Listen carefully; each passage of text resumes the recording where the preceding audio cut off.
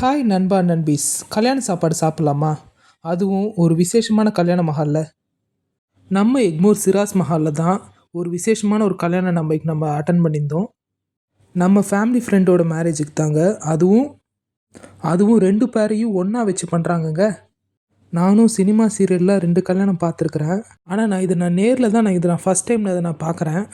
ரொம்பவே சந்தோஷமாக இருக்குதுங்க. வெட்டிங் அரேஞ்ச்மெண்ட்லாம் முடிஞ்சிச்சு.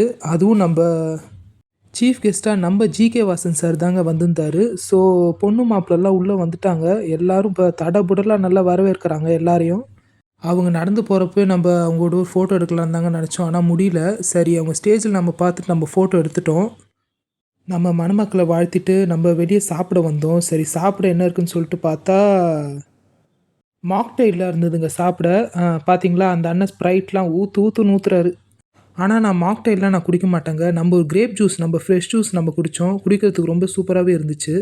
குடிச்சிட்டு என்ன பண்ணலாம் சரி நம்ம சாப்பிட வந்துட்டோம். கிரேப் ஜூஸ் குடிச்சிட்டு இப்போ ரொம்ப கூட்டமாக இருந்துச்சு சாப்பிட்ற இடத்துல. அவ்வளோ கூட்டத்துக்கு நடுவுலுமே நம்ம ஒரு இடத்த பிடிச்சி நம்ம உக்காந்தாச்சு. உக்காந்துட்டு அவங்களே வந்து ரைத்தா, கத்திரிக்காய், கேசரி எல்லாம் போட்டு நமக்கு எல்லாம் அரேஞ்ச்லாம் பண்ணிட்டாங்க நமக்கு. கூடவே ஒரு தண்ணி பாட்டிலும் ஒன்று வச்சுட்டாங்க. வச்சுட்டு வந்து சிக்கன் 65லாம் வேறு வச்சாங்க. வச்சுட்டு நல்லா சாப்பிட்றதுக்கு நல்ல இதமாக இருந்துச்சு. சாப்பிட்டுட்டு இப்போ தான் நம்ம தலைவன் வந்து இறங்குறாரு. பிரியாணி பார்த்தீங்களா? உங்களுக்கு ஒரு பைட் நான் கொடுக்குறேன். பிரியாணி உண்மையிலே சாப்பிட்றதுக்கு நல்லா இருந்துச்சு. சாப்பிட்டுட்டு வெளியில் வந்துட்டு ஃப்ரூட் சாலட் போட்டாங்க வெளிய. இன்னும் ரெடி ஆகல. இப்போ தான் ரெடி பண்ணாங்க.